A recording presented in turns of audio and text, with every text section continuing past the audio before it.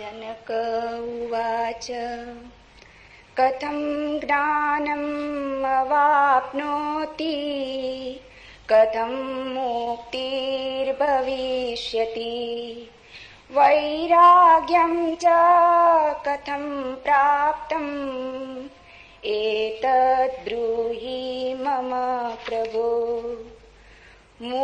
अष्टवक्र उवाच मुक्तिमीच्छसि चेतात विषयान् विषवात्यज क्षमार्जवदया तोष सत्यं पीयूषार्कज।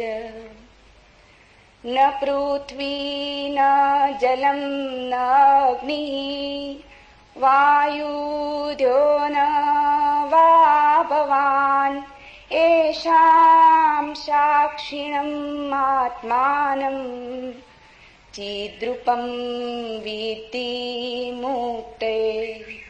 यदि देहं पृथक्कृत्य चित्ति विश्राम्यतिष्ठसि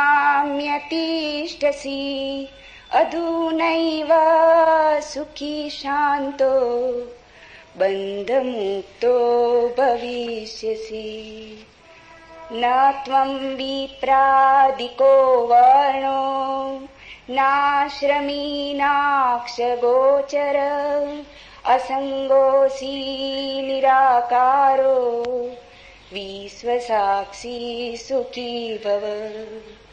धर्माधर्मौ सुखं दुःखं मानसानि न ते विभो न कर्तासि न भोक्तासि मुक्त एवासि सर्वदा।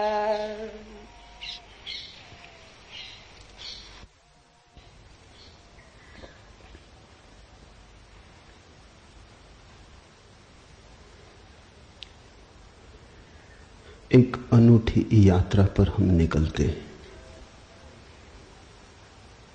मनुष्य जाति के पास बहुत शास्त्र हैं, पर अष्टावक्र गीता जैसा शास्त्र नहीं। वेद फीके हैं, उपनिषद बहुत धीमी आवाज में बोलते हैं। गीता में भी ऐसा गौरव नहीं जैसा अष्टावक्र की संहिता में। कुछ बात ही अनूठी है। सबसे बड़ी बात तो यह है कि न समाज, न राजनीति,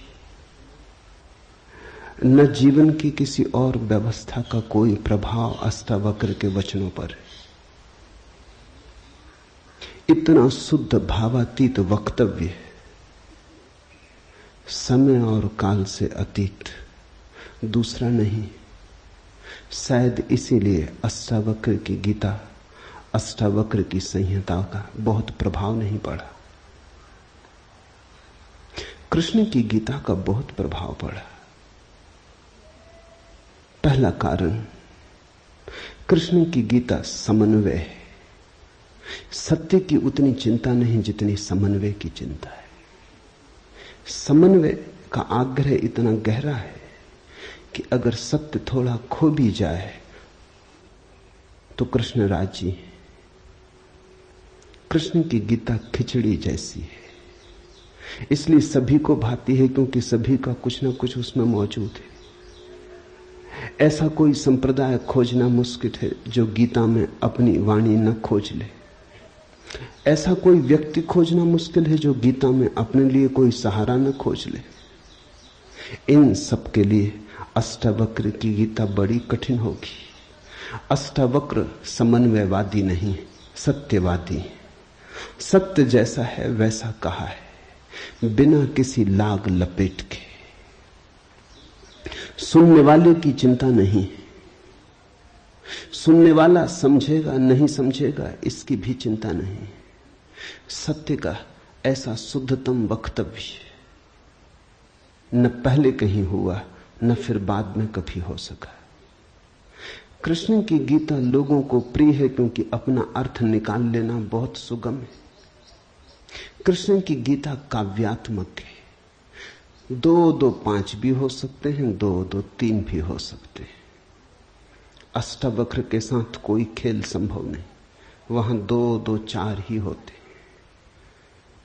अष्टावक्र का वक्तव्य शुद्ध गणित का वक्तव्य, वहां काव्य को जरा भी जगह नहीं, वहां कविता के लिए जरा सी भी छूट नहीं। जैसा है वैसा कहा है, किसी तरह का समझौता नहीं। कृष्ण की गीता पढ़ो तो भक्त अपना अर्थ निकाल लेता है, क्योंकि कृष्ण ने भक्ति की भी बात की।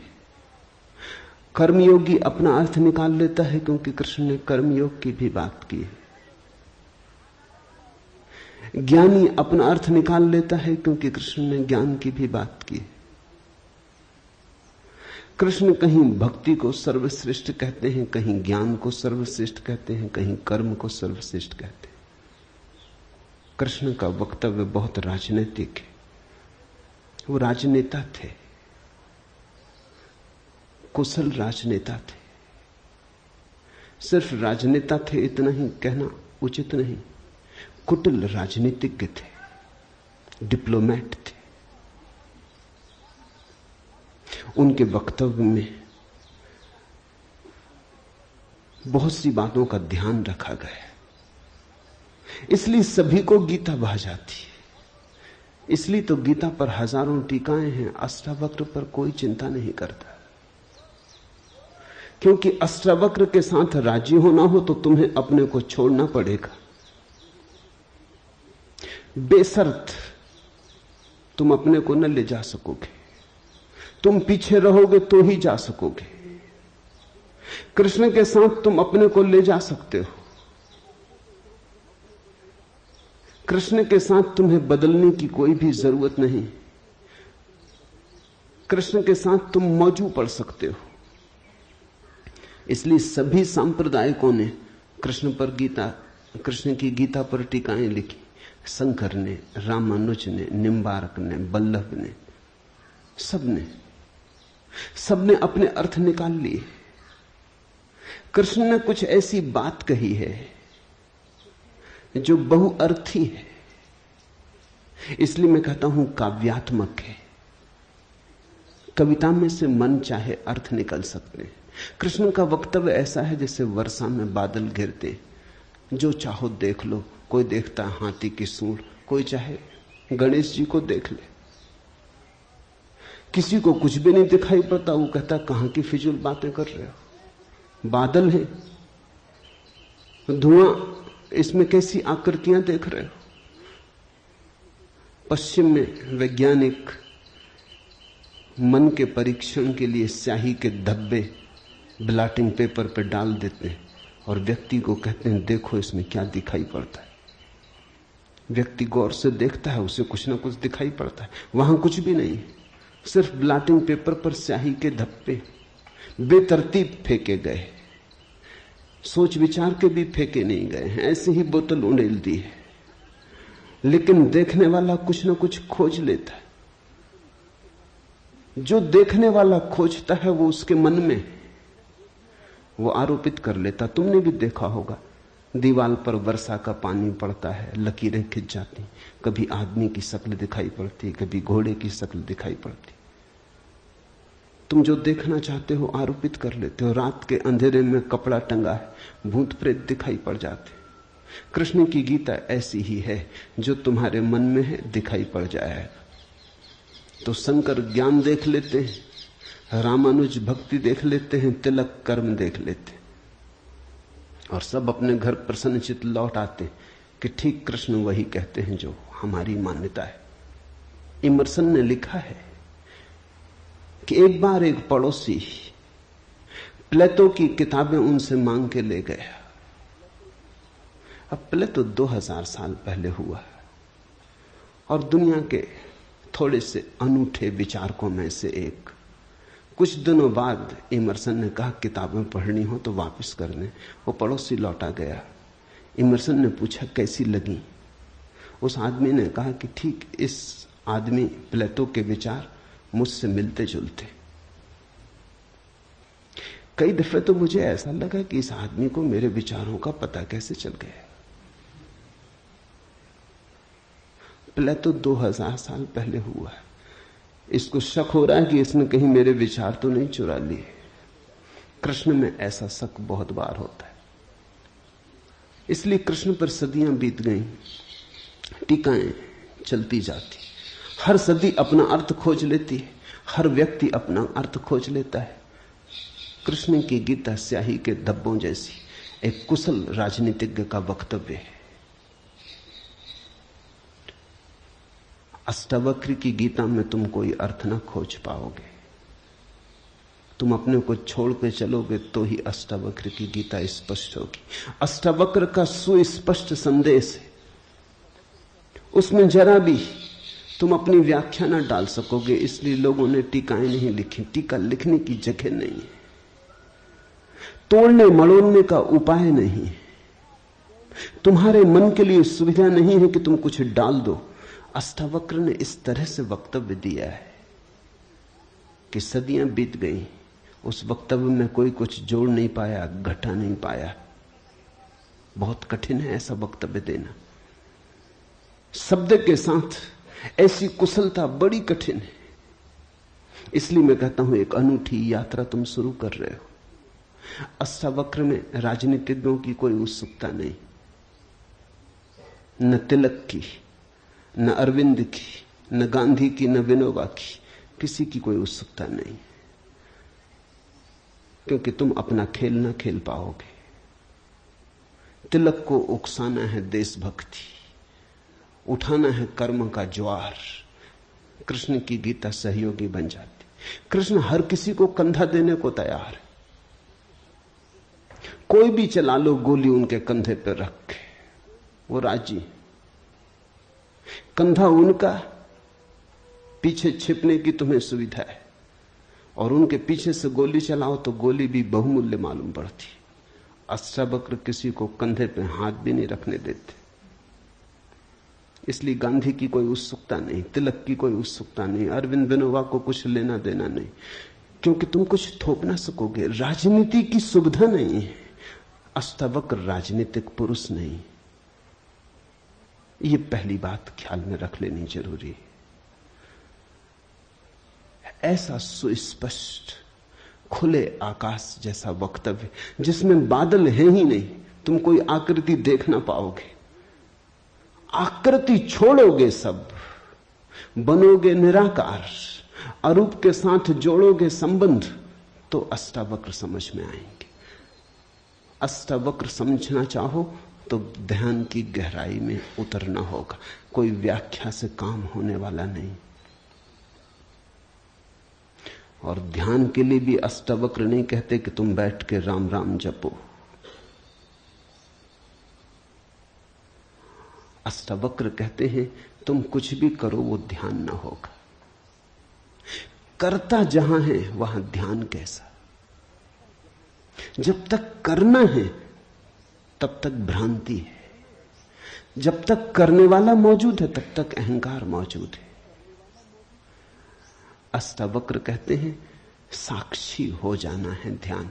जहां कर्ता छूट जाता तुम सिर्फ देखने वाले रह जाते। दृष्टा मात्र, दृष्टा मात्र हो जाने में ही दर्शन है, दृष्टा मात्र हो जाने में ही ध्यान है, दृष्टा मात्र हो जाने में ही ज्ञान है। इसके पहले कि हम सूत्र में उतरे, अष्टावक्र के संबंध में कुछ बातें समझ लेनी जरूरी है। ज्यादा पता नहीं, क्योंकि न तो वे सामाजिक पुरुष थे न राजनीतिक, तो इतिहास में कोई उल्लेख नहीं है। बस थोड़ी सी घटनाएं ज्ञात हैं, वो भी बड़ी अजीब, भरोसा करने योग्य नहीं, लेकिन समझोगे तो बड़े गहरे अर्थ खुलेंगे।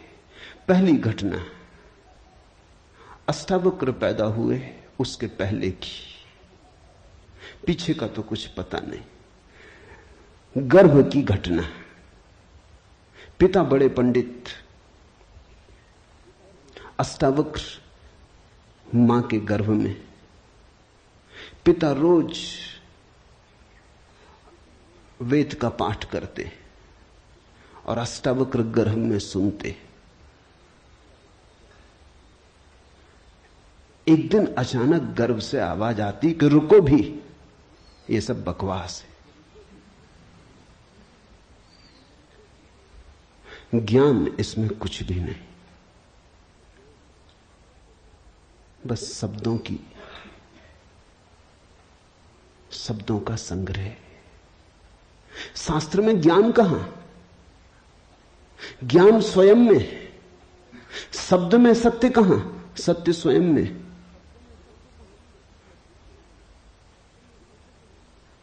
पिता स्वभावतः नाराज हुए। एक तो पिता, फिर पंडित, और गर्भ में छिपा हुआ बेटा इस तरह की बात कहे, अभी पैदा भी नहीं हुआ। क्रोध में आ गए, आग बबूला हो गए। पिता का अहंकार चोट खा गया। फिर पंडित का अहंकार। बड़े पंडित थे, बड़े विवादी थे, शास्त्रार्थी थे। क्रोध में अभिशाप दे दिया कि जब पैदा होगा तो 8 अंगों से टेढ़ा होगा, इसलिए नाम अष्टावक्र। 8 जगह से कुबड़े पैदा हुए, 8 जगह से ऊंट की भांति इर्छे तिरछे। पिता ने क्रोध में शरीर को विक्षत कर दिया। ऐसी और भी कथाएं हैं। कहते हैं बुद्ध जब पैदा हुए तो खड़े खड़े पैदा हुए। मां खड़ी थी वृक्ष के तले, खड़े खड़े मां खड़ी थी, खड़े खड़े पैदा हुए। जमीन पर गिरे नहीं कि चले, 7 कदम चले। 8वें कदम पर रुककर 4 आर्य सत्यों की घोषणा की कि जीवन दुख है। अभी 7 कदम ही चले हैं पृथ्वी पर कि जीवन दुख है, कि दुख से मुक्त होने की संभावना है, कि दुख मुक्ति का उपाय है, कि दुख मुक्ति की अवस्था है, निर्वाण की अवस्था है। लाओत्सु के संबंध में कथा है कि लाओत्सु बूढ़े पैदा हुए, 80 वर्ष के पैदा हुए, 80 वर्ष तक गर्भ में ही रहे। कुछ करने की चाह ही न थी तो गर्भ से निकलने की चाह भी न हुई। कोई वासना ही न थी तो संसार में आने की भी वासना न हुई। जब पैदा हुए तो सफेद बाल थे, 80 वर्ष के बूढ़े थे।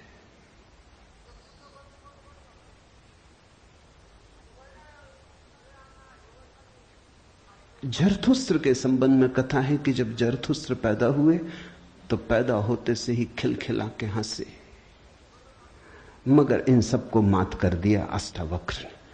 ये तो पैदा होने की बात है। अष्टावक्र ने अपना पूरा वक्तव्य दे दिया पैदा होने के पहले। ये कथाएं महत्वपूर्ण हैं। इन कथाओं में इन व्यक्तियों के जीवन की सारी सार संपदा है, निचोड़ है। बुद्ध ने जो जीवन भर में कहा उसका निचोड़। बुद्ध ने अष्टांगिक मार्ग का उपदेश दिया तो 7 कदम चले, 8वें पर रुक गए। 8 अंग हैं कुल। पहुंचने की अंतिम अवस्था है सम्यक समाधि। उस समाधि की अवस्था में ही पता चलता है जीवन के पूरे सत्य का। वो 4 आर्य सत्यों की घोषणा करती। लाओत्सु बूढ़ा पैदा हुआ। लोगों को 80 साल लगते हैं तब भी ऐसी समझ नहीं आ पाती। बूढ़े होकर भी लोग बुद्धिमान कहां हो पाते। बूढ़ा होना और बुद्धिमान होना पर्यायवाची तो नहीं। बाल तो धूप में भी पकाए जा सकते हैं। लाओत्सु की कथा इतना ही कहती है कि अगर जीवन में त्वरा हो तीव्रता हो तो जो 80 साल में घटता है वो एक क्षण में घट सकता है। प्रज्ञा की तीव्रता हो तो एक क्षण में घट सकता है। बुद्धि मलिन हो तो 80 साल में भी कहां घटता है। जरथुस्त्र जन्म के साथ ही हंसे। जरथुस्त्र का धर्म अकेला धर्म है दुनिया में जिसको हंसता हुआ धर्म कह सकते। अति पार्थिव पृथ्वी का धर्म है। इसलिए तो पारसी दूसरे धार्मिकों को धार्मिक नहीं मालूम होते, नाचते गाते प्रसन्न। जरथुस्त्र का धर्म हंसता हुआ धर्म है, जीवन के स्वीकार का धर्म है, निषेध नहीं है, त्याग नहीं है। तुमने कोई पारसी साधु देखा? नंग धड़ंग खड़ा हो जाए, छोड़ दे, धूप में खड़ा हो जाए, धूनी रमा के बैठ जाए? नहीं, पारसी धर्म में जीवन को सताने, कष्ट देने की कोई व्यवस्था नहीं। जरथुस्त्र का सारा संदेश यही है कि जब हंसते हुए परमात्मा को पाया जा सकता है तो रोते हुए क्यों पाना। जब नाचते हुए पहुंच सकते हैं उस मंदिर तक तो नाहक कांटे क्यों बोने। जब फूलों के साथ जाना हो सकता है तो ये दुखवाद क्यों। इसलिए ठीक है, प्रतीक ठीक है कि जरथुस्त्र पैदा होते हंसे।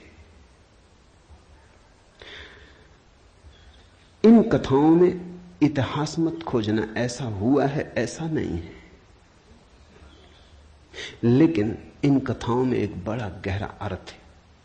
तुम्हारे पास एक बीज पड़ा है, जब तुम बीज को देखते हो तो इससे पैदा होने वाले फूल की कोई भी तो खबर नहीं मिलती। ये क्या हो सकता है इसकी भनक भी तो नहीं आती। ये कमल बनेगा, खिलेगा, जल में रहेगा और जल से अछूता रहेगा, सूरज की किरणों पर नाचेगा और सूरज भी ईर्षालु होगा इसके सौंदर्य से, इसकी कोमलता से, इसके अपूर्व गरिमा, इसके प्रसाद से, इसकी सुगंध आकाश में उड़ेगी। ये बीज को देखकर तो पता भी नहीं चलता। बीज को तो देख के इसकी कोई कल्पना भी नहीं कर सकता, अनुमान भी नहीं कर सकता। लेकिन एक दिन ये घटता है तो दो तरह से हम सोच सकते हैं। या तो हम बीज को पकड़ लें जोर से और हम कहें जो बीज में दिखाई नहीं पड़ा वो कमल में भी घट नहीं सकता। ये भ्रम है, ये धोखा है, ये झूठ है। जिनको हम तर्कनिष्ठ कहते हैं, संदेहशील कहते हैं, उनका यही आधार है। वो कहते हैं जो बीज में नहीं दिखाई पड़ा वो फूल में हो नहीं सकता, कहीं भ्रांति हो रही है। इसलिए संदेहशील व्यक्ति बुद्ध को मान नहीं पाता, महावीर को स्वीकार नहीं कर पाता, जीसस को अंगीकार नहीं कर पाता, क्योंकि वो कहते हैं हमने जाना इनको। जीसस अपने गांव में आए, बड़े हैरान हुए, गांव के लोगों ने कोई चिंता ही न की। जीसस का वक्तव्य है कि पैगंबर की अपने गांव में पूजा नहीं होती। कारण क्या रहा होगा, क्यों नहीं होती गांव में पूजा पैगंबर की?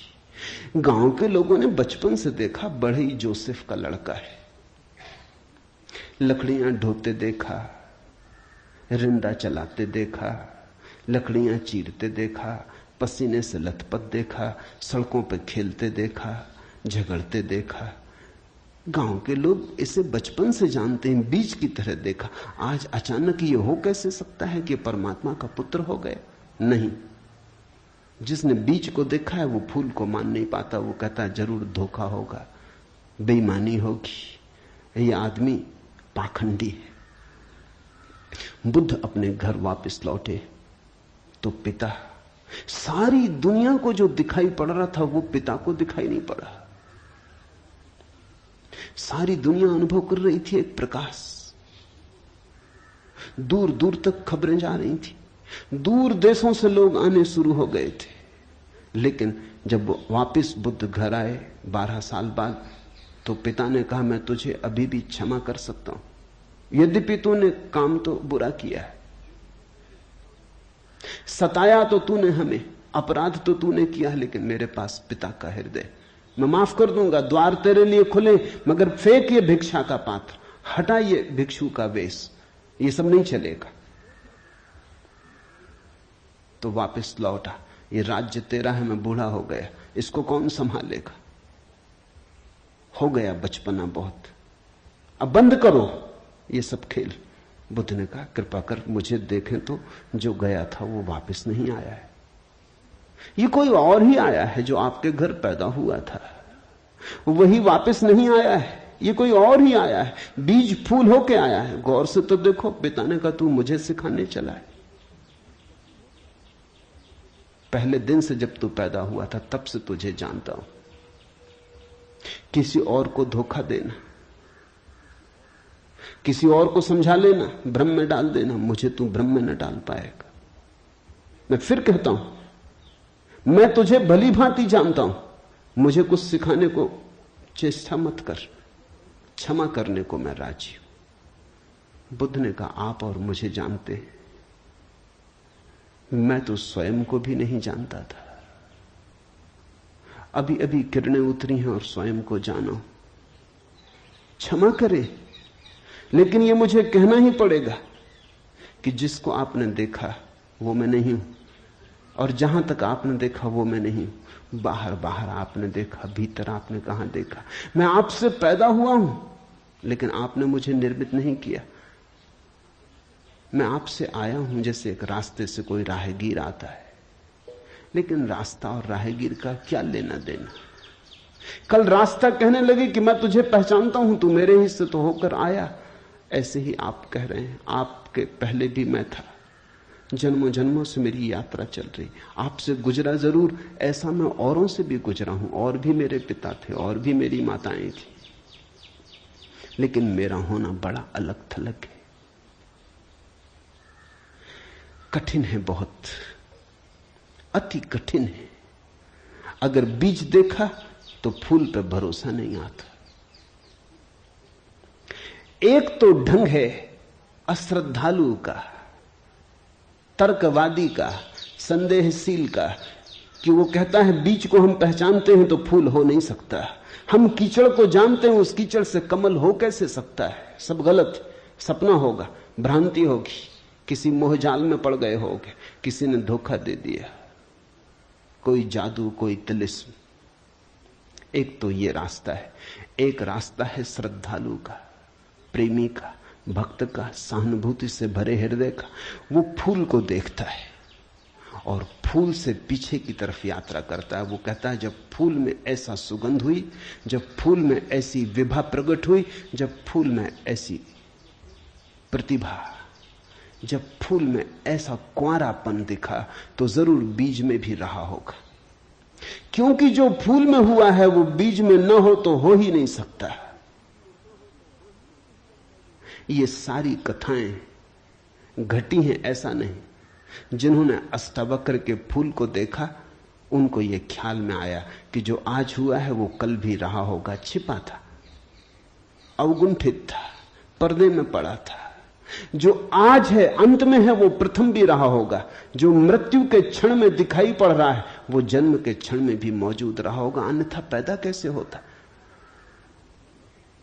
तो एक तो ढंग है फूल से पीछे की तरफ देखना, और एक है बीज से आगे की तरफ देखना। गौर से देखो तो दोनों में सारसूत्र एक ही है, दोनों की आधार भित्ति एक ही है, लेकिन कितना जमीन आसमान का अंतर हो जाता है। जो बीज वाला है वो भी ये कह रहा है कि जो बीज में नहीं है वो फूल में कैसे हो सकता है, ये उसका तर्क है। फूल वाला भी यही कह रहा है, वो कह रहा है जो फूल में है वो बीज में भी होना ही चाहिए। दोनों का तर्क तो एक है, लेकिन दोनों के देखने के ढंग अलग है। बड़ी अड़चन। मुझसे कोई पूछता था कि आपके साथ बचपन में बहुत लोग पढ़े होंगे, स्कूल में, कॉलेज में, वे दिखाई नहीं पड़ते, वे कैसे दिखाई पड़ सकते? उनको बड़ी अड़चन है, वो भरोसा नहीं कर सकते, अति कठिन है उन्हें। कल ही मेरे पास रायपुर से किसी ने एक अखबार भेजा, श्री हरशंकर परसाई ने एक लेख मेरे खिलाफ लिखा है। वो मुझे जानते हैं, कॉलेज के दिनों से जानते हैं, हिंदी के मूर्धन्य व्यंग्य लेखक के। मेरे मन में उनकी कृतियों का आदर है। लेख में उन्होंने लिखा है कि जबलपुर की हवा में कुछ खराबी है। यहां धोखेबाज और धूर्ती पैदा होते, जैसे रजनीश, महेश योगी, मुंदड़ा, 3 नाम उन्होंने गिनाए। धन्यवाद उनका, कम से कम मेरा नाम नंबर 1 तो गिनाया। इतनी याद तो रखी, एकदम बिसार नहीं दिया, बिल्कुल भूल गए हो ऐसा नहीं। लेकिन अड़चन स्वाभाविक है, सीधी साफ है, मैं उनकी बात समझ सकता हूं। यह असंभव है बीज को देखा तो फूल में भरोसा। फिर जिन्होंने फूल को देखा उन्हें बीज में भरोसा मुश्किल हो जाता है। तो सभी महापुरुषों की जीवन कथाएं 2 ढंग से लिखी जाती हैं। जो उनके विपरीत हैं वो बचपन से यात्रा शुरू करते हैं, जो उनके पक्ष में है वो अंत से यात्रा शुरू करते हैं और बचपन की तरफ जाते हैं। दोनों एक अर्थ में सही है, लेकिन जो बचपन से यात्रा करके अंत की तरफ जाते हैं वो वंचित रह जाते हैं। उनका सही होना उनके लिए आत्मघाती है। जो अंत से यात्रा करते हैं वो पीछे की तरफ जाते हैं, वो धन्यभागी हैं, क्योंकि बहुत कुछ उन्हें अनायास मिल जाता है जो कि पहले तर्कवादियों को नहीं मिल पाता। अब न केवल मैं गलत मालूम होता हूं, मेरे कारण जबलपुर तक की हवा उनको गलत मालूम होती। कुछ भूल हवा पानी में होनी चाहिए। यदि मैं उनको कहना चाहूंगा जबलपुर को कोई हक नहीं है मेरे संबंध में हवा पानी को अच्छा या खराब तय करने का। जबलपुर से मेरा कोई बहुत नाता नहीं है। थोड़े दिन वहां था, महेश योगी भी थोड़े दिन वहां थे, उनका भी कोई नाता नहीं। हम दोनों का नाता किसी और जगह से है। उस जगह के लोग इतने सोए हैं कि उन्हें अभी खबर ही नहीं है। महेश योगी और मेरा जन्म पास ही पास हुआ, दोनों गाडरवाड़ा के आसपास पैदा हुए। उनका जन्म चिचली में हुआ, मेरा जन्म कुचवाड़े में हुआ। अगर हवा पानी खराब है तो वहां का होगा। इसका दुख गाडरवाड़ा को होना चाहिए, कभी होगा, या सुख। जबलपुर को इसमें बीच में आना नहीं चाहिए। लेकिन मन कैसे तर्क रचता है। अब जो अष्टावक्र की कथा को देखेगा वो सुनते से ही कह देगा गलत, असंभव। ये तो कथा जिन्होंने लिखी है उनको भी पता है कि कहीं कोई गर्व से बोलता है। वो तो केवल इतना कह रहे हैं कि जो आखिर में प्रकट हुआ वो गर्भ में मौजूद रहा होगा। जो वाणी आखिर में खिली वो किसी न किसी गहरे तल पर गर्भ में भी मौजूद रही होगी, अन्यथा खिलती कहां से, आती कहां से? सुनने से थोड़ी कुछ आता है, हर चीज के पीछे कारण है। नहीं देख पाए हो हम, लेकिन था तो मौजूद। ये सारी कथाएं इसी का सूचक देती हैं। अष्टावक्र के संबंध में दूसरी बात जो ज्ञात है वो है जब वे 12 वर्ष के थे। बस 2 ही बातें ज्ञात हैं। तीसरी उनकी अष्टावक्र गीता है, या कुछ लोग कहते हैं अष्टावक्र संहिता। जब वे 12 वर्ष के थे तो एक बड़ा विशाल शास्त्रार्थ जनक ने रचा। जनक सम्राट थे और उन्होंने सारे देश के पंडितों को निमंत्रण दिया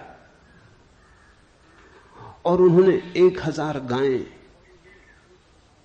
राजमहल के द्वार पर खड़ी कर दी और उन्होंने गायों के सींगों पर सोना मढ़ दिया और हीरे जवाहरात लटका दिए और कहा जो भी विजेता होगा वो इन गांवों को हाँक के ले जाए।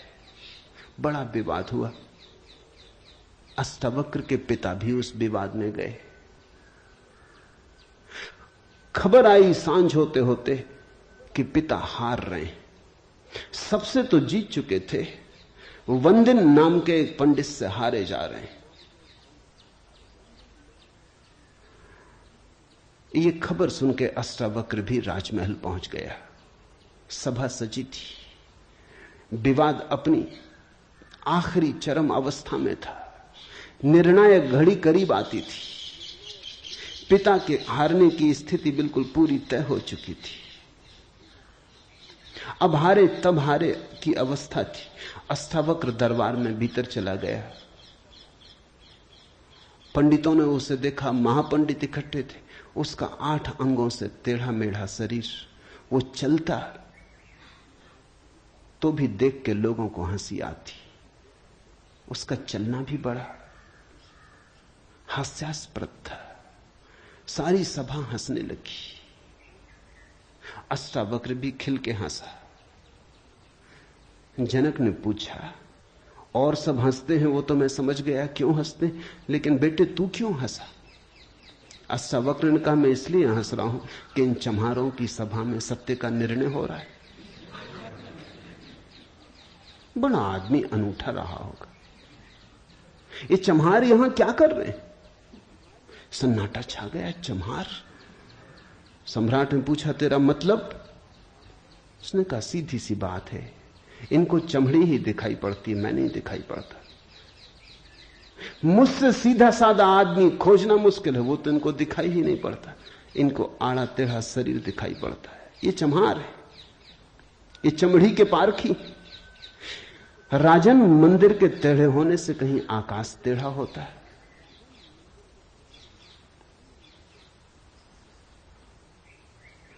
घड़े के फूटे होने से कहीं आकाश फूटता है? आकाश तो निर्विकार है। मेरा शरीर टेढ़ा मेढ़ा है, लेकिन मैं तो नहीं। ये जो भीतर बसा है इसकी तरफ तो देखो। इससे तुम सीधा साधा और कुछ खोज ना सकोगे।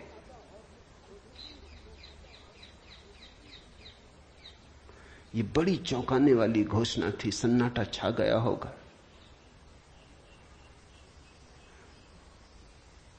जनक प्रभावित हुआ, झटका खाया। निश्चित ही कहां चम्हारों की भीड़ इकट्ठी करके बैठा है। खुद पे भी पश्चाताप हुआ, अपराध लगा कि मैं भी हंसा। उस दिन तो कुछ न कहते बना, लेकिन दूसरे दिन सुबह जब सम्राट घूमने निकला था तो राह पर अष्टावक्र दिखाई पड़ा। उतरा, घोड़े से पैरों में गिर पड़ा। सबके सामने तो हिम्मत न जुटा पाया। एक दिन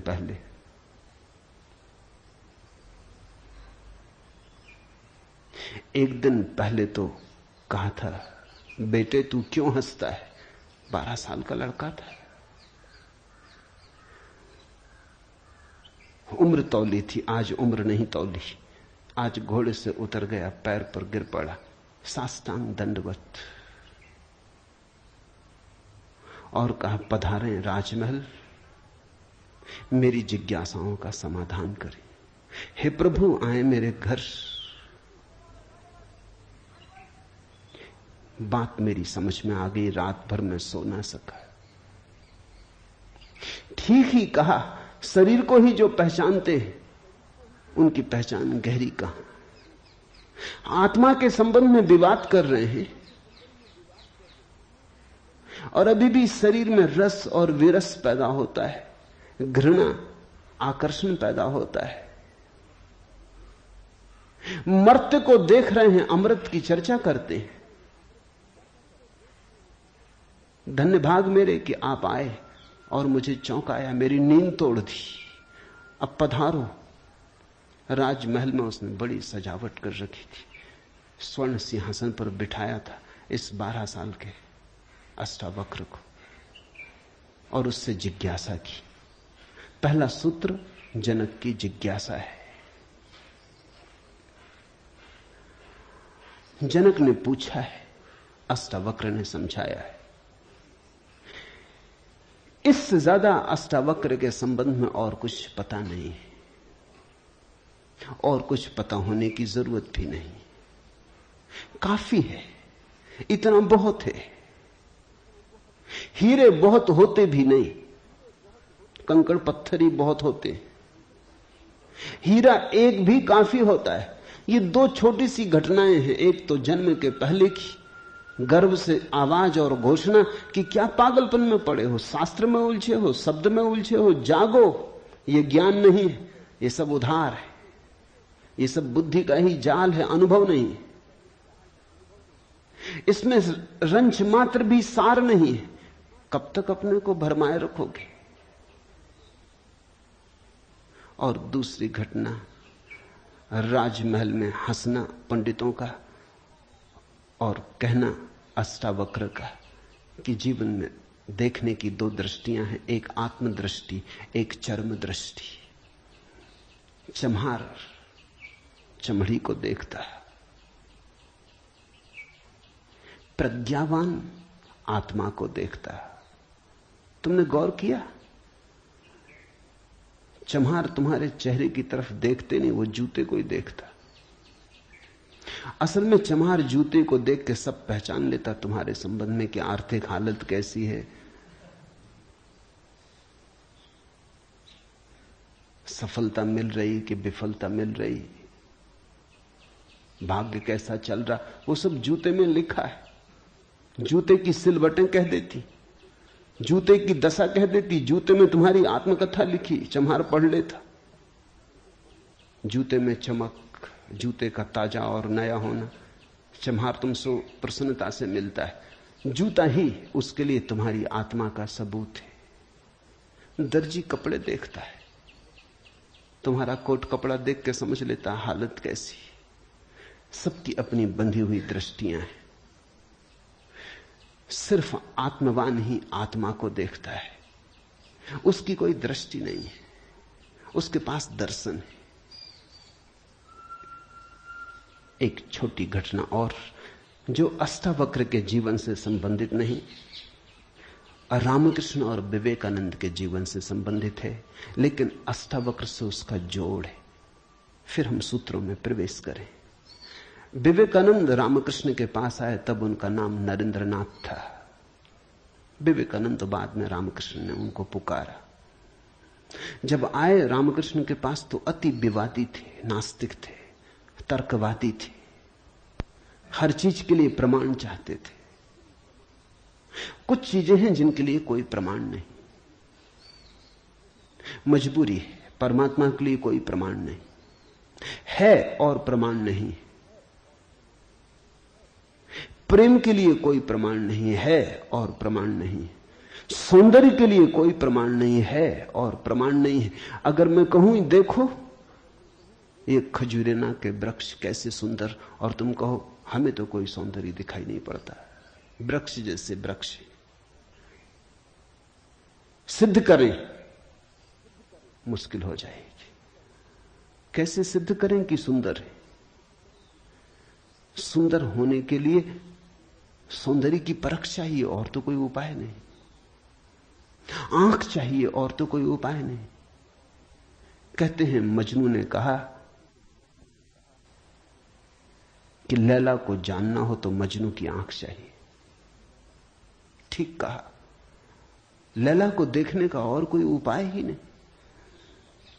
मजनू को बुलाया था उसके गांव के राजा ने और कहा था तू पागल है, मैं तेरी लैला को जानता हूं, साधारण सी लड़की है, काली कलूटी, कुछ खास नहीं, तुझ पे मुझे दया आती। ये मेरे राजमहल की 12 लड़कियां खड़ी, ये इस देश की सुंदरतम स्त्रियां, इनमें से तू कोई भी चुन ले, ये तुझे रोते देख के मेरा भी प्राण रोता है।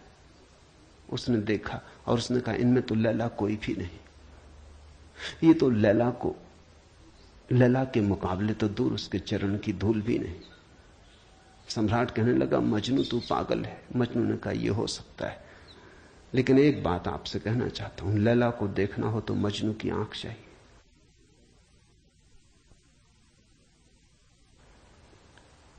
ठीक कहा मजनू ने। अगर वृक्षों के सौंदर्य को देखना हो तो कला की आंख चाहिए और कोई प्रमाण नहीं। अगर किसी के प्रेम को पहचानना हो तो प्रेमी का हृदय चाहिए और कोई प्रमाण नहीं। और परमात्मा तो इस जगत के सारे सौंदर्य और सारे प्रेम और सारे सत्य का इकट्ठा नाम है। उसके लिए तो ऐसा निर्विकार चित्त चाहिए, ऐसा साक्षी भाव चाहिए जहां कोई शब्द न रह जाए, कोई विचार न रह जाए, कोई तरंग ना उठे, वहां कोई धूल न रह जाए। मन की और चित्त का दर्पण परिपूर्ण शुद्ध हो। प्रमाण कहां? रामकृष्ण से विवेकानंद ने कहा प्रमाण चाहिए। है परमात्मा तो प्रमाण थे। और विवेकानंद को देखा रामकृष्ण ने। बड़ी थी संभावना इस युवक की, बड़ी थी यात्रा इसके भविष्य की, बहुत कुछ होने को पड़ा था इसके भीतर, बड़ा खजाना था, उससे ये अपरिचित है। रामकृष्ण ने देखा इस युवक के पिछले जन्मों में, झांका, ये बड़ी संपदा, बड़े पुण्य की संपदा लेकर आ रहा है। ये ऐसे ही तर्क में दबा न रह जाए। कराह उठा होगा पीड़ा और करुणा से रामकृष्ण का हृदय। उन्होंने कहा छोड़, प्रमाण वगैरह बाद में सोच लेंगे, मैं जरा बूढ़ा हुआ, मुझे पढ़ने में अड़चन होती, तू अभी जवान, तेरी आंख अभी तेज, ये किताब पढ़ी, इसे तू पढ़। वो थी अष्टावक्र गीता, जरा मुझे सुनाते। कहते हैं विवेकानंद को इसमें तो कुछ अड़चन न मालूम पड़ी, यह आदमी कुछ ऐसी तो कोई खास बात नहीं मांग रहा है। 2-4 सूत्र पढ़े और एक घबराहट और रोआ रोआ कपने लगा। और विवेकानंद ने कहा मुझसे नहीं पढ़ा जाता। रामकृष्ण ने कहा पढ़ भी, इसमें हर्ज क्या है, तेरा क्या बिगाड़ लेगी ये किताब, तू जवान है अभी, तेरी आंख अभी ताजी, और मैं बूढ़ा हुआ, मुझे पढ़ने में दिक्कत होती, और ये किताब मुझे पढ़नी तो तू पढ़ के सुना दे। कहते हैं उस किताब को सुनाते सुनाते ही विवेकानंद डूब गए। रामकृष्ण ने देखा इस व्यक्ति के भीतर बड़ी संभावना है, बड़ी शुद्ध संभावना है, जैसी एक बोधिसत्व की होती, जो कभी न कभी बुद्ध होना जिसका निर्णीत है, आज नहीं कल, भटके कितना ही, बुद्धत्व जिसके पास चला आ रहा है। क्यों अष्टावक्र की गीता रामकृष्ण ने कही कि तू पढ़ के मुझे सुना दे? क्योंकि इससे ज्यादा शुद्धतम वक्तव्य और कोई नहीं। ये शब्द भी अगर तुम्हारे भीतर पहुंच जाएं तो तुम्हारी सोई हुई आत्मा को जगाने लगेंगे।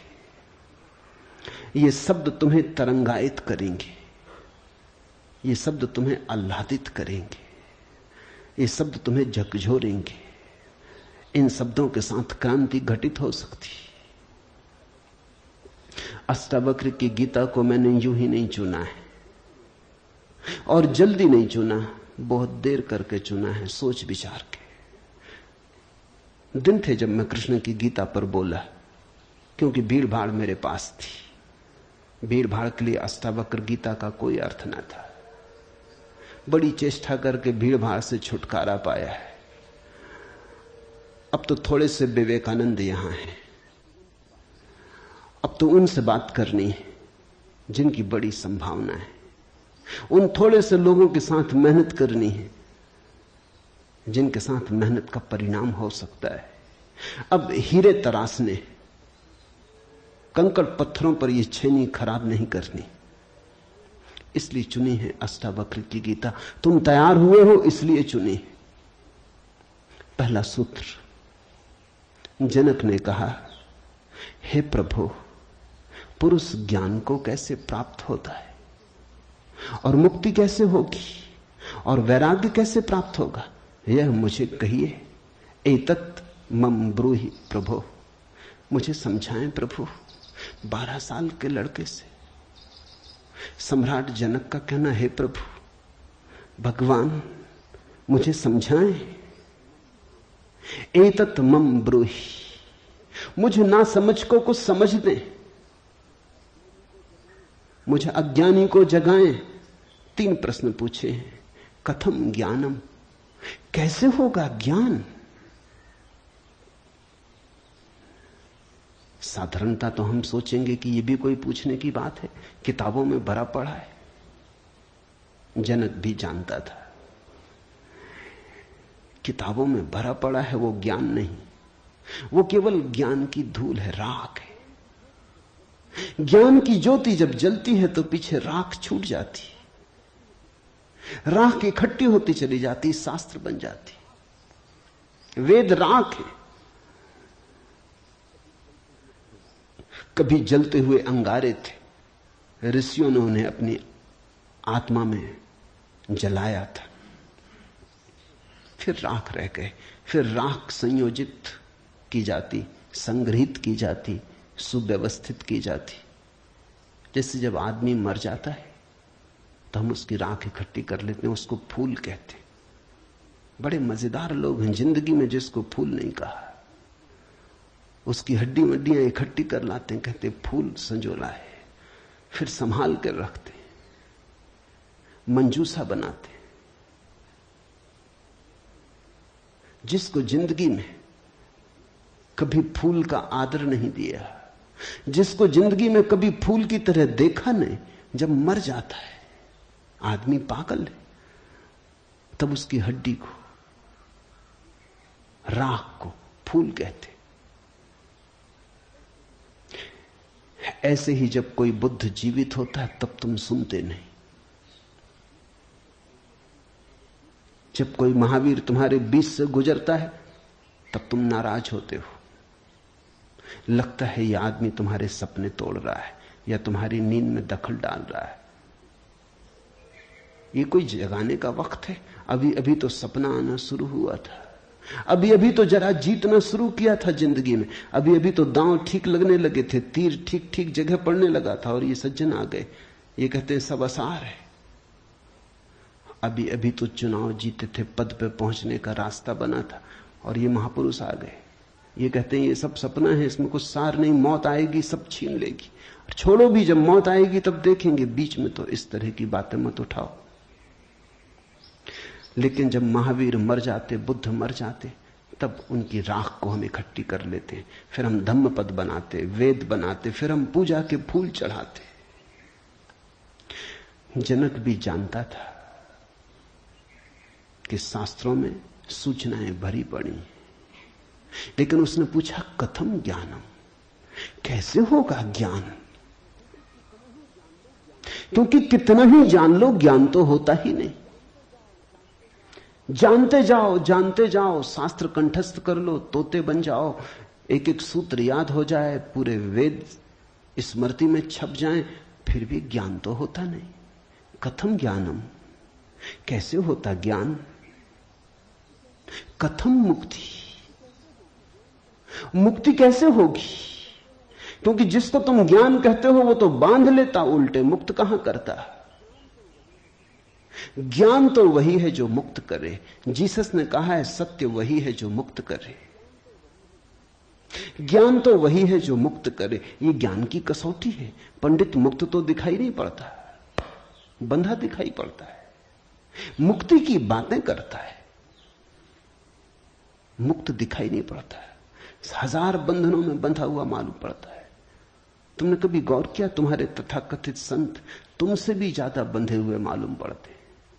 तुम शायद थोड़े बहुत मुक्त भी हो, तुम्हारे संत तुमसे भी ज्यादा बंधे, लकीर के फकीर हैं। न उठ सकते स्वतंत्रता से, न बैठ सकते स्वतंत्रता से, न जी सकते स्वतंत्रता से। कुछ दिनों पहले कुछ जैन साध्वियों की मेरे पास खबर आई कि वो मिलना चाहती, मगर श्रावक आने नहीं देते। ये भी बड़े मजे की बात है। साधु का अर्थ होता है जिसने फिक्र छोड़ी समाज की, जो चल पड़ा अरण्य की यात्रा पर, जिसने कहा अब न तुम्हारे आदर की मुझे जरूरत है, न सम्मान की। लेकिन साधु साध्वी कहते हैं श्रावक आने नहीं देते। वो कहते हैं वहां भूल के मत जाना, वहां गए तो ये दरवाजा बंद। ये कोई साधुता हुई? ये तो परतंत्रता हुई, गुलामी हुई। ये तो बड़ी उल्टी बात हुई। ये तो ऐसा हुआ कि साधु श्रावक को बदले, उसकी जगह श्रावक साधु को बदल रहा है।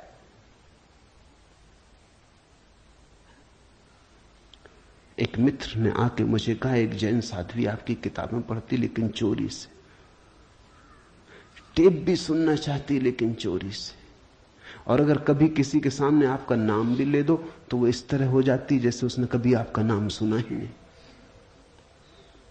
ये मुक्ति हुई।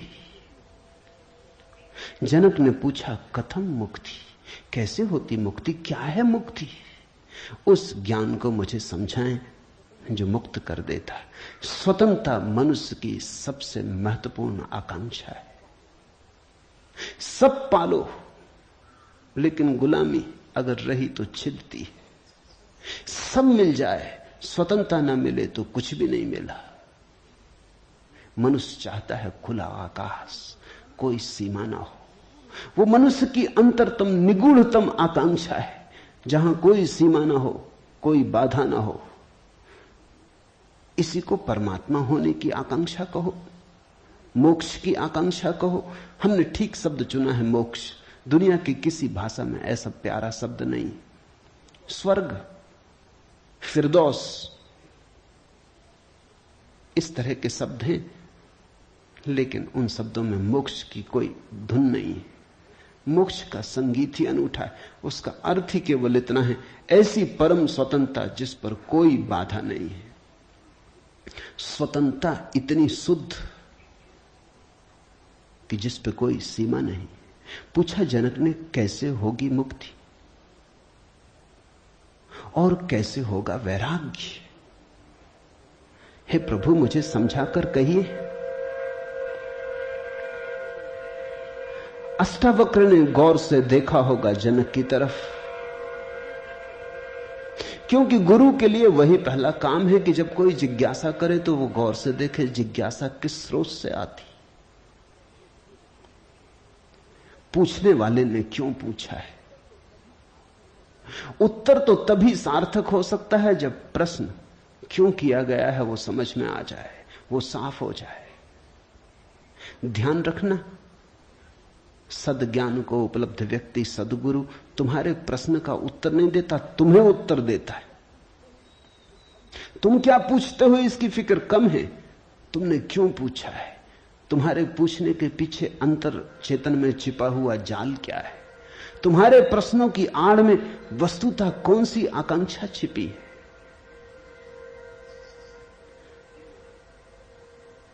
दुनिया में 4 तरह के लोग हैं, ज्ञानी, मुमुक्षु, अज्ञानी, मूढ़।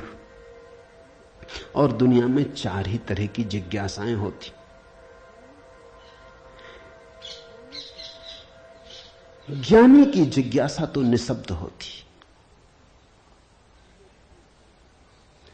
कहना चाहिए ज्ञानी की जिज्ञासा तो जिज्ञासा होती ही नहीं। जान लिया, जानने को कुछ बचा नहीं, पहुंच गए,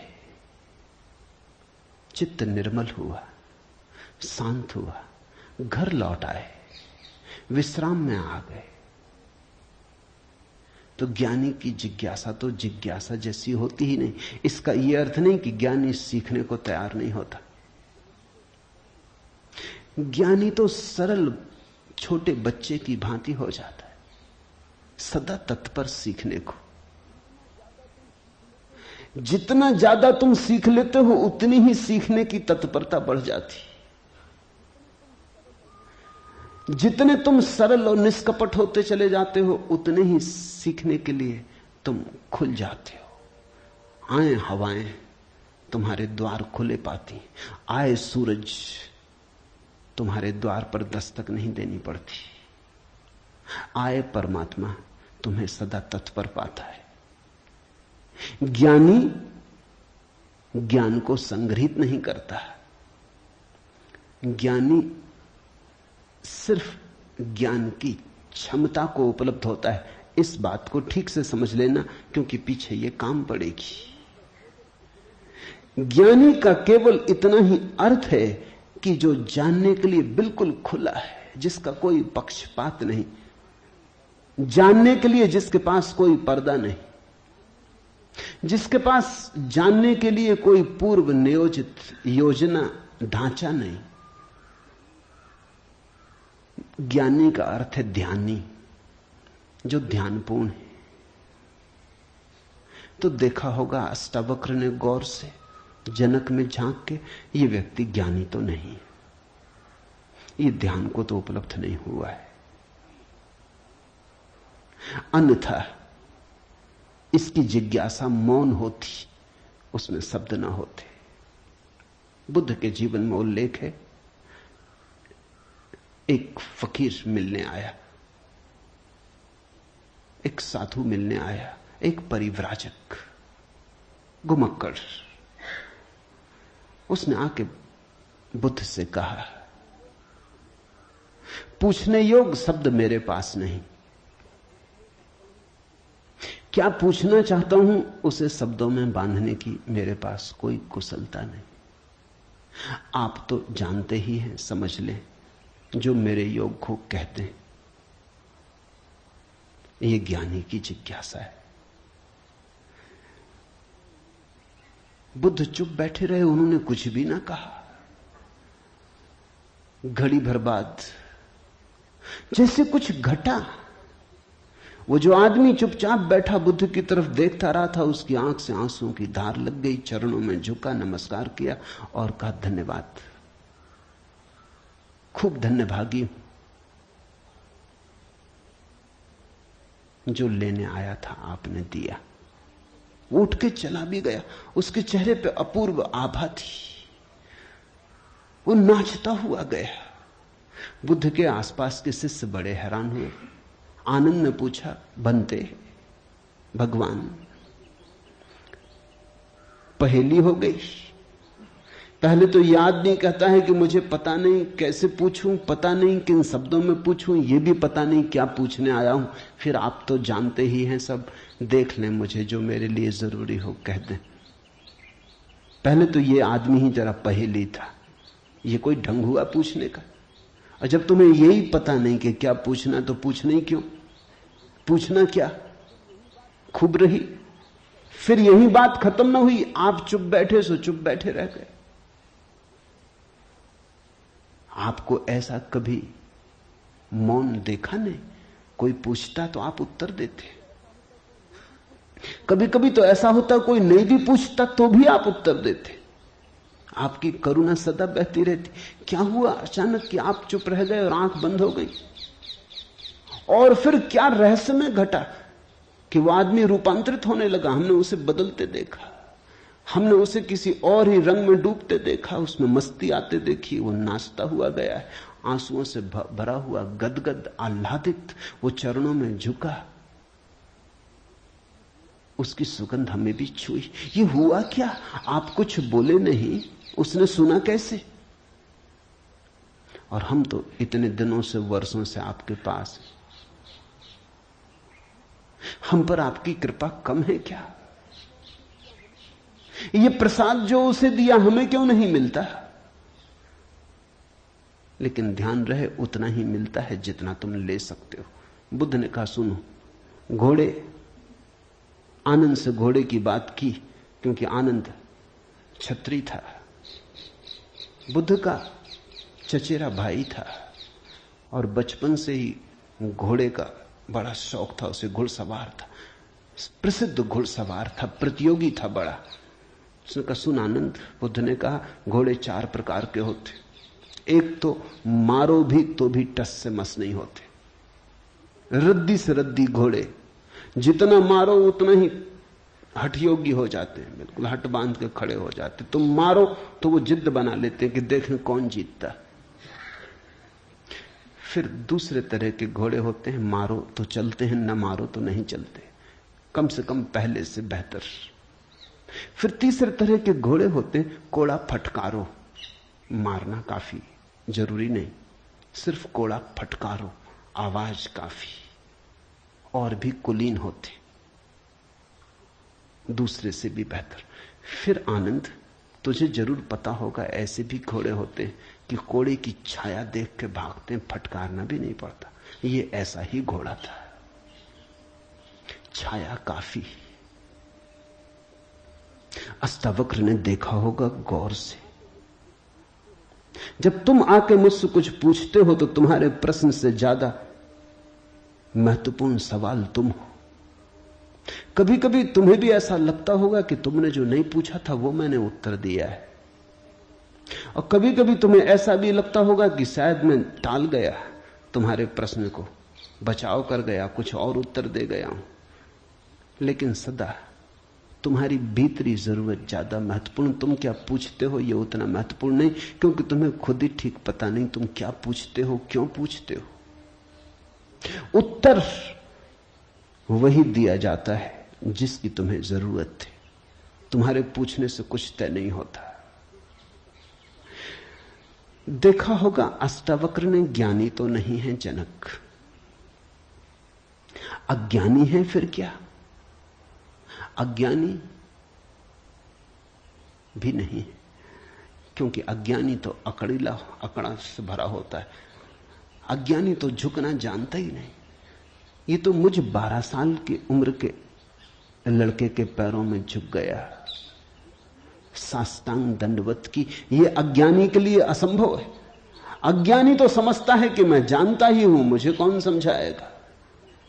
अज्ञानी अगर कभी पूछता भी है तो तुम्हें गलत सिद्ध करने को पूछता है, क्योंकि अज्ञानी तो ये मान के चलता है कि पता तो मुझे है ही, देखें इनको भी पता है या नहीं। अज्ञानी परीक्षा के लिए पूछता है। नहीं, इसकी आंखें जनक की तो बड़ी निर्मल है। मुझ 12 साल के अनजान अपरिचित लड़के को सम्राट होते हुए भी इसने कहा, एतत् मम ब्रूहि प्रभो, हे प्रभु मुझे समझा के कहें। नहीं, ये विनयशील है, अज्ञानी तो नहीं। मूढ़ है क्या फिर? मूढ़ तो पूछते ही नहीं। मूढ़ों को तो पता ही नहीं कि जीवन में कोई समस्या है। मूढ़ और बुद्ध पुरुषों में एक समानता है। बुद्ध पुरुषों के लिए कोई समस्या नहीं रही, मूढ़ों के लिए अभी समस्या उठी ही नहीं। बुद्ध पुरुष समस्या के पार हो गए, मूढ़ अभी समस्या के बाहर है।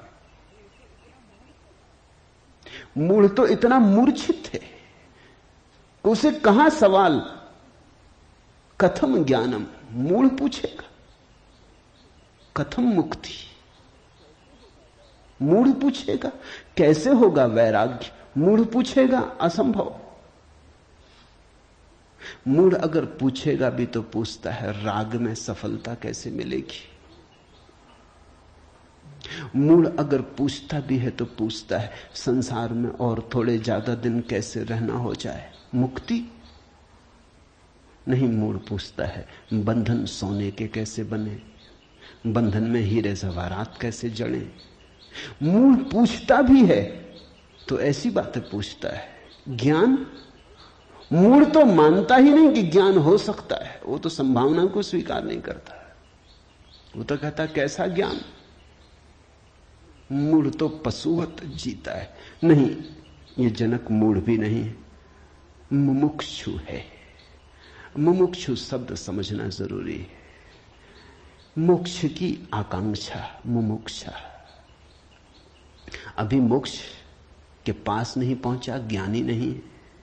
मोक्ष के प्रति पीठ करके नहीं खड़ा, मूढ़ नहीं है। मोक्ष के संबंध में कोई धारणाएं पकड़ के नहीं बैठा, अज्ञानी भी नहीं है, मुमुक्षु है। मुमुक्षु का अर्थ है सरल है इसकी जिज्ञासा। न मूढ़ता से अपवित्र हो रही है, न अज्ञानपूर्ण धारणाओं से विकृत हो रही है। शुद्ध है इसकी जिज्ञासा, सरल चित्त से पूछा है। अष्टावक्र ने कहा, हे प्रिय, यदि तू मुक्ति को चाहता है तो विषयों को विष के समान छोड़ दे और क्षमा, आर्जव, दया, संतोष और सत्य को अमृत के समान सेवन कर। मुक्ति मिच्छसि चेतात विषयान विस्वत्यज। शब्द विषय बड़ा बहुमूल्य है, वो विष से ही बना है। विष का अर्थ होता है जिसे खाने से आदमी मर जाए। विषय का अर्थ होता है जिसे खाने से हम बार बार मरते, बार बार भोग, बार बार भोजन, बार बार महत्वाकांक्षा, ईर्ष्या, क्रोध, जलन, बार बार इन्हीं को खा खा के तो हम मरे, बार बार इन्हीं के कारण तो मरे।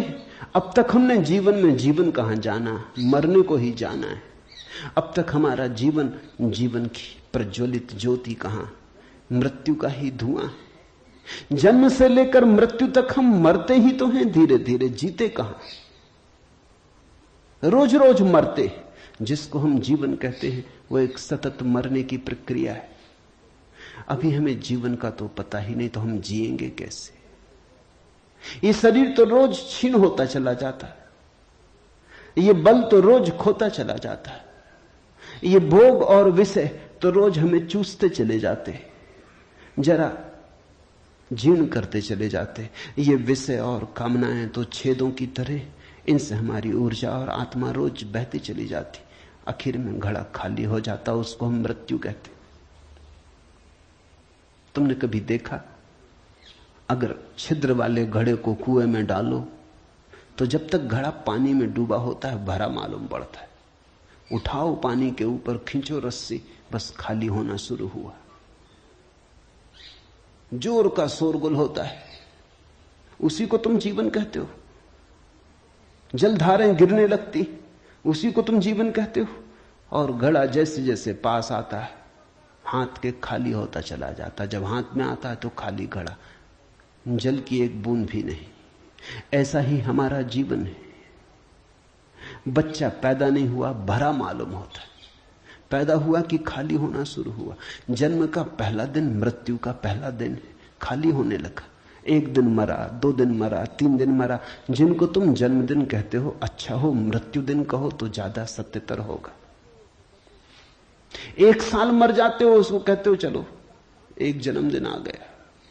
50 साल मर गए, कहते हो 50 साल जी लिए, स्वर्ण जयंती मनाए। 50 साल मरे, मौत करीब आ रही, जीवन दूर जा रहा है, घड़ा खाली हो रहा है। जो दूर जा रहा है उसके आधार पर तुम जीवन को सोचते हो, या जो पास आ रहा है उसके आधार पर? यह कैसा उल्टा गणित। हम रोज मर रहे हैं, मौत करीब सरकती आती। अष्टावक्र कहते हैं विषय हैं विषवत, क्योंकि उन्हें खा खा के हम सिर्फ मरते हैं, उनसे कभी जीवन तो मिलता नहीं। यदि तू मुक्ति चाहता है हे तात, हे प्रिय, तो विषयों को विष के समान छोड़ दे और क्षमा, आर्जव, दया, संतोष और सत्य को अमृत के समान सेवन कर। अमृत का अर्थ होता है जिससे जीवन मिले, जिससे अमृतत्व मिले, जिससे उसका पता चले जो फिर कभी नहीं मरेगा। तो क्षमा, क्रोध विष है, क्षमा अमृत है। आर्जव, कुटिलता विष है, सीधा सरलपन आर्जव अमृत है। दया, कठोरता, क्रूरता विष है, दया, करुणा अमृत है। संतोष, असंतोष का कीड़ा खाए चला जाता। असंतोष का कीड़ा हृदय में कैंसर की तरह फैलता चला जाता है, विष को फैलाए चले जाता है। संतोष जो है उससे तृप्ति, जो नहीं है उसकी आकांक्षा नहीं, जो है वो काफी से ज्यादा है, वो है ही काफी से ज्यादा। आंख खोलो जरा देखो, संतोष कोई थोपना नहीं है ऊपर जीवन को। जरा गौर से देखो, तुम्हें जो मिला है वो तुम्हारी जरूरत से सदा ज्यादा है। तुम्हें जो चाहिए वो मिलता ही रहा है। तुमने जो चाहा है वो सदा मिल गया है। तुमने दुख चाहा है तो दुख मिल गया है, तुमने सुख चाहा है तो सुख मिल गया है, तुमने गलत चाहा तो गलत मिल गया है। तुम्हारी चाह ने तुम्हारे जीवन को रचा है। चाह बीज है, फिर जीवन उसकी फसल है। जन्मों जन्मों में जो तुम चाहते रहे हो वही तुम्हें मिलता रहा है।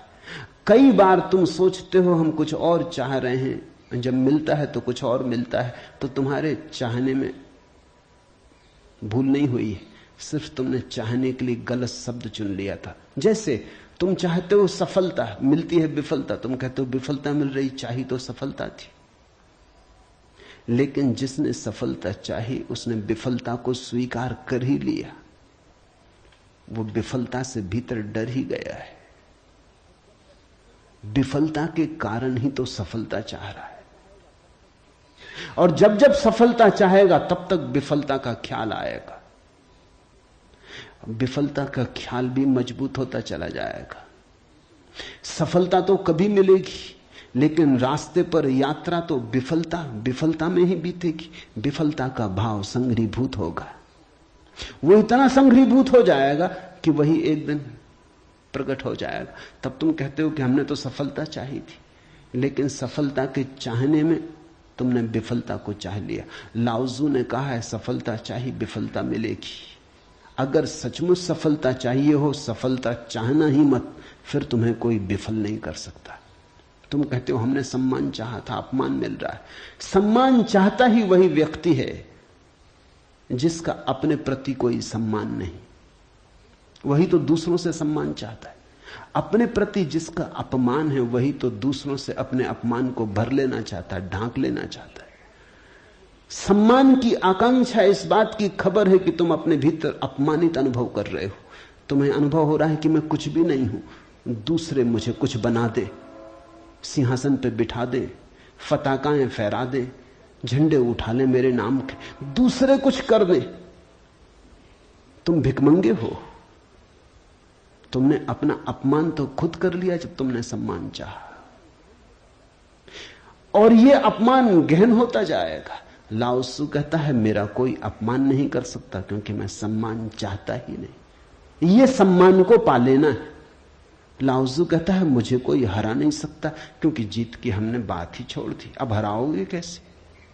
तुम उसी को हरा सकते हो जो जीतना चाहता है।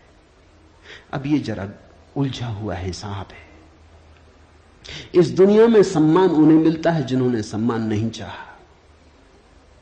सफलता उन्हें मिलती है जिन्होंने सफलता नहीं चाही, क्योंकि जिन्होंने सफलता नहीं चाही उन्होंने तो स्वीकार ही कर लिया कि सफल तो हम हैं ही, अब और चाहना क्या है। सम्मान तो हमारे भीतर आत्मा का है ही, अब और चाहना क्या है। परमात्मा ने सम्मान दे दिया तुम्हें पैदा करके, अब और किसका सम्मान चाहते हो?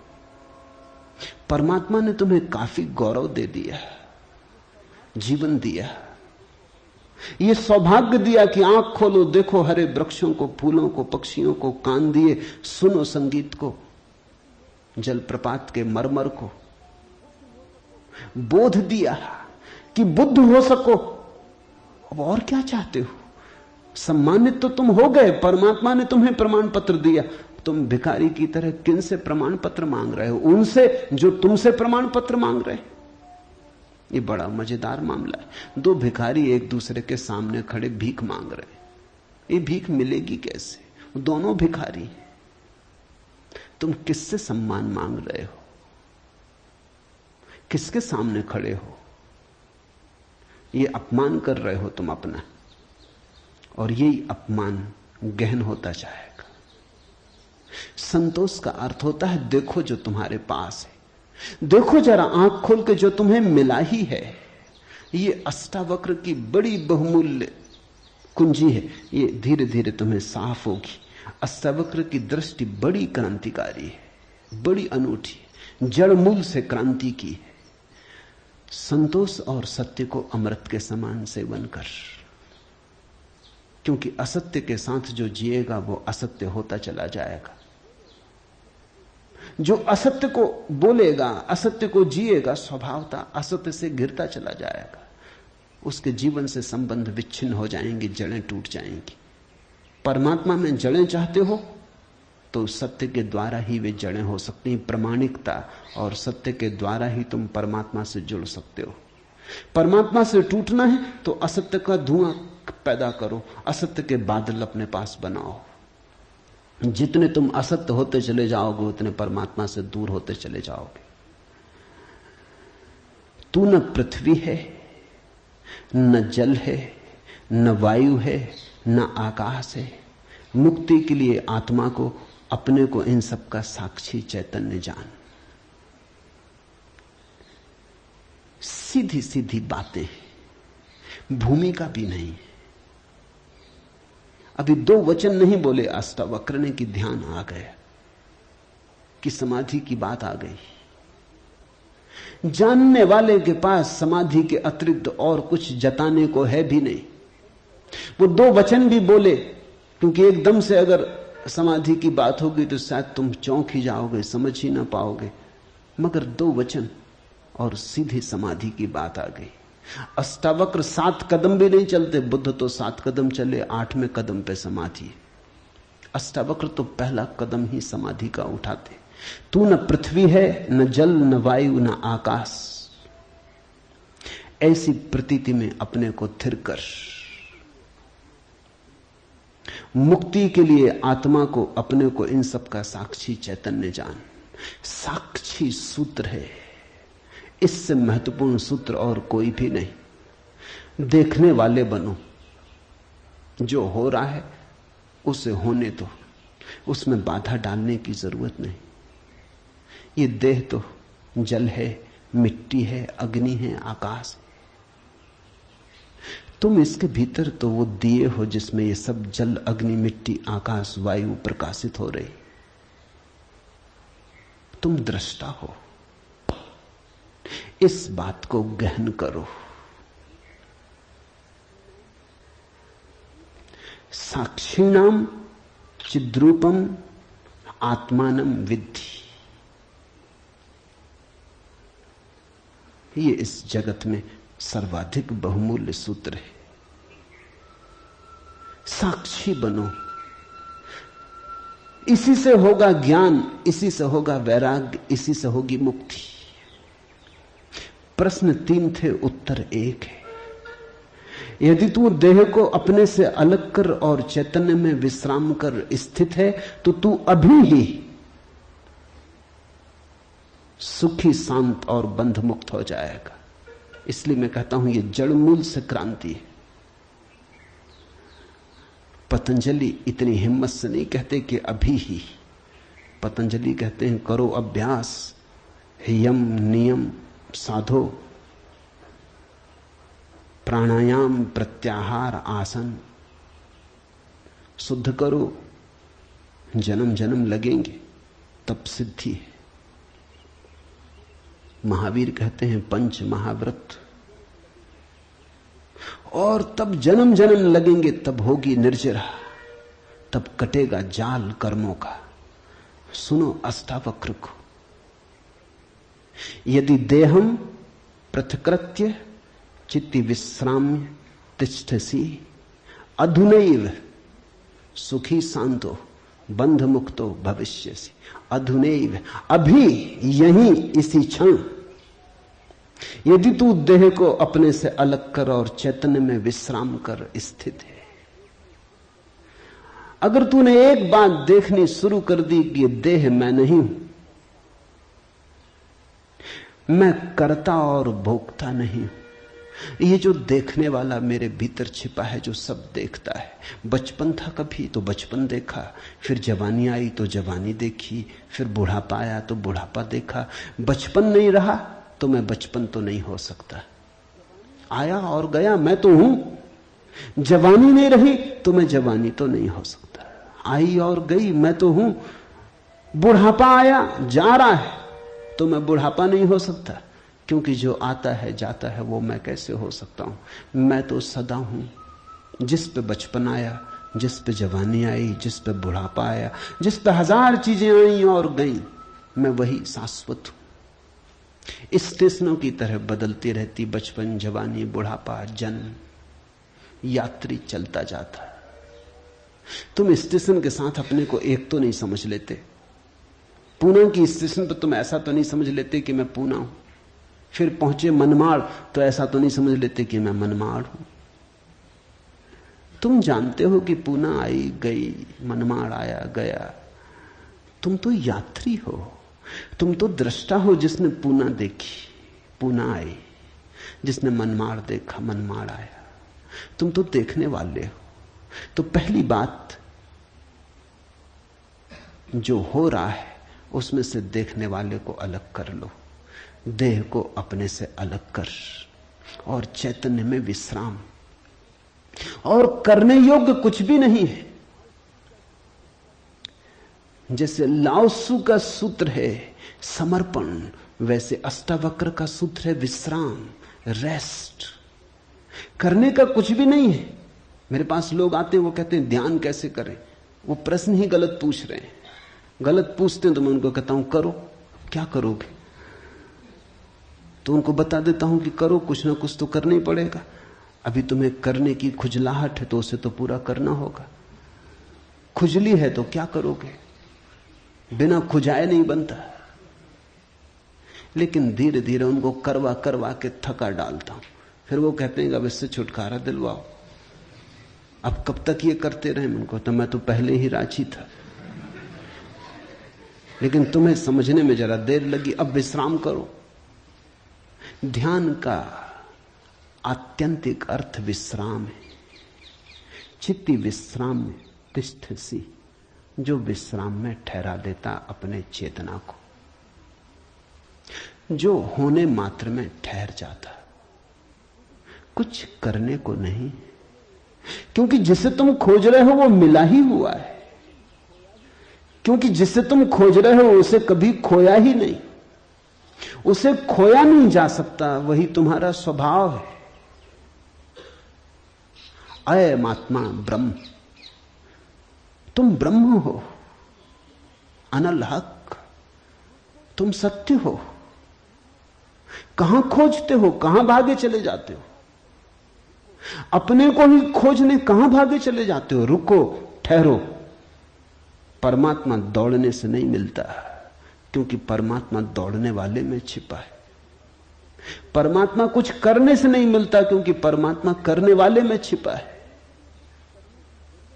परमात्मा के होने के लिए कुछ करने की जरूरत ही नहीं, तुम हो ही। इसलिए अष्टावक्र कहते हैं चित्ती विश्राम में विश्राम करो, ढीले छोड़ो अपने को, ये तनाव छोड़ो। कहां जाते? कहीं जाने को नहीं, कहीं पहुंचने को नहीं। और चैतन्य में विश्राम, तो तू अभी ही इसी क्षण अधुनैव सुखी शांत और बंध मुक्त हो जाएगा। अनूठा है वचन, नहीं कोई और शास्त्र इसका मुकाबला करता है। तू ब्राह्मण आदि वर्ण नहीं, और न तू कोई आश्रम वाला है, और न आंख आदि इंद्रियों का विषय। असंग और निराकार तू सबका विश्व का साक्षी है, ऐसा जानकर सुखी हो। अब ब्राह्मण कैसे टीका लिखे? तू ब्राह्मण आदि वर्ण नहीं है। अब हिंदू इस शास्त्र को कैसे सिर पे उठाएं? क्योंकि उनका तो सारा धर्म वर्ण और आश्रम पे खड़ा है। और ये तो पहले से ही अष्टावक्र जड़ काटने लगे। वो कहते हैं तू कोई ब्राह्मण नहीं है, न कोई शूद्र है, न कोई क्षत्रिय है। ये सब बकवास है, ये सब ऊपर के आरोपण है, ये सब राजनीति और समाज का खेल है। तू तो सिर्फ ब्रह्म है, ब्राह्मण नहीं, क्षत्रिय नहीं, शूद्र नहीं। तू ब्राह्मण आदि वर्ण नहीं, और न तू कोई आश्रम वाला है, और न तो यह है कि तू ब्रह्मचर्य आश्रम में है कि गृहस्थाश्रम में है कि वानप्रस्थ की संन्यास। कोई आश्रम वाला नहीं है। तू तो इन सारी स्थानों के भीतर से गुजरने वाला दृष्टा साक्षी। अष्टावक्र की गीता हिंदू दावा नहीं कर सकते हमारी। अष्टावक्र की गीता सबकी है।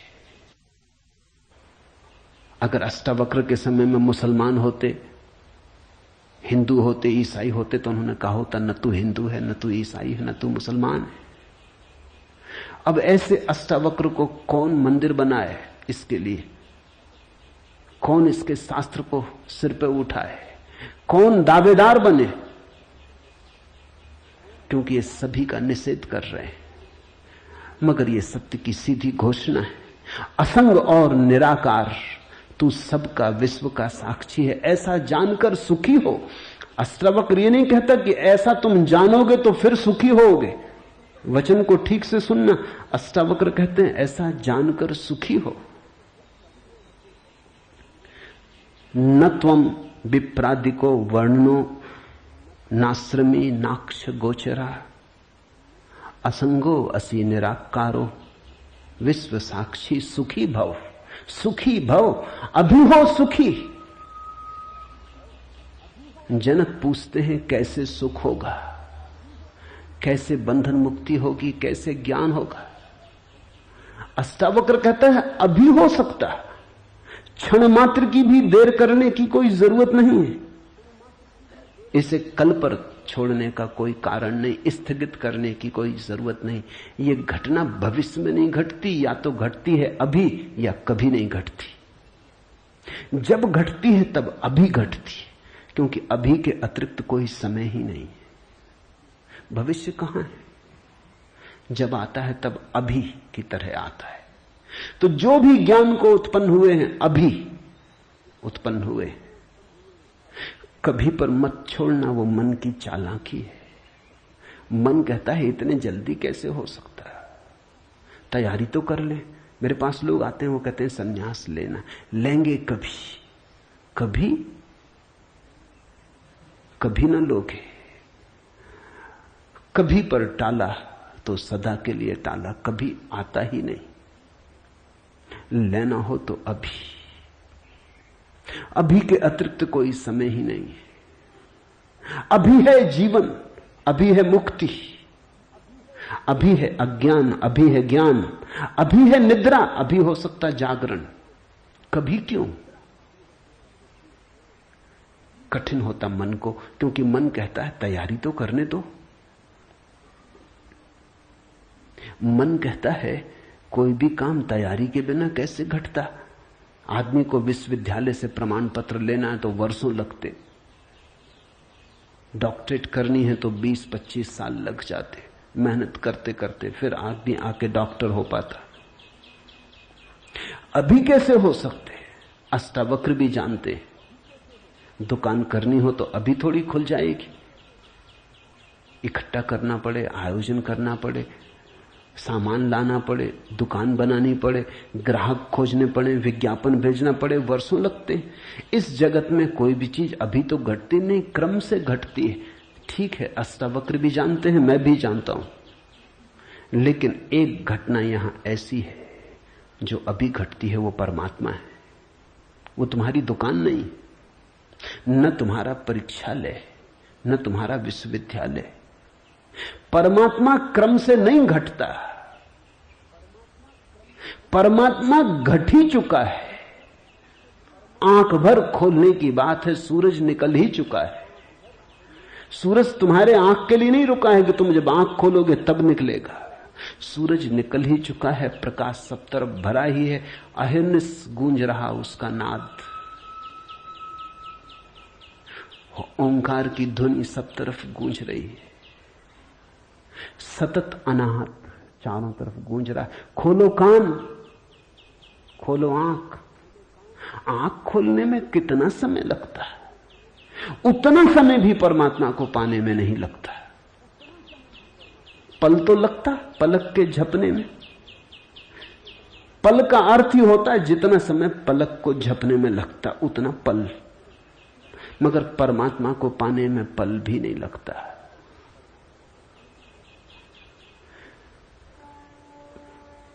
विश्व साक्षी असंगो वसी निराकारो सुखी भव। अभी हो सुखी। उधार नहीं है अष्टावक्र का धर्म, नगद, कैश।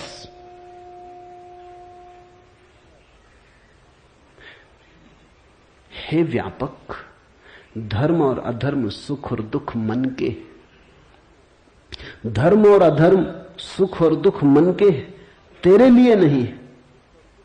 तू न करता है न भोगता है, तू तो सर्वदा मुक्ति ही है। मुक्ति हमारा स्वभाव है, ज्ञान हमारा स्वभाव है,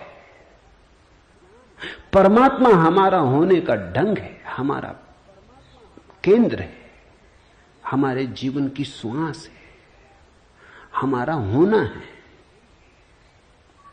धर्मो अधर्मो सुखम दुखम मान सानी नते विभो। अष्टावक्र कहते हैं, हे व्यापक, हे विभावान,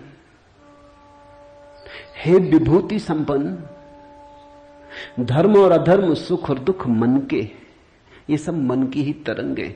बुरा किया, अच्छा किया, पाप किया, पुण्य किया, मंदिर बनाया, दान दिया, सब मन के।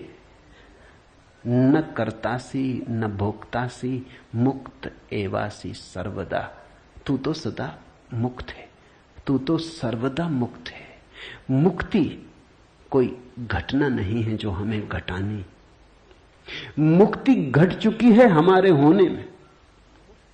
मुक्ति से बना है ये अस्तित्व, इसका रोआ रोआ रंच रंच मुक्ति से निर्मित है। मुक्ति है धातु जिससे बना है सारा अस्तित्व। स्वतंत्रता स्वभाव है, ये उद्घोषणा। बस समझी कि क्रांति घट जाती है, समझने के अतिरिक्त तो कुछ करना नहीं। ये बात ख्याल में उतर जाए, तुम सुन लो इसे मन भर के बस। तो आज इतना ही कहना चाहूंगा।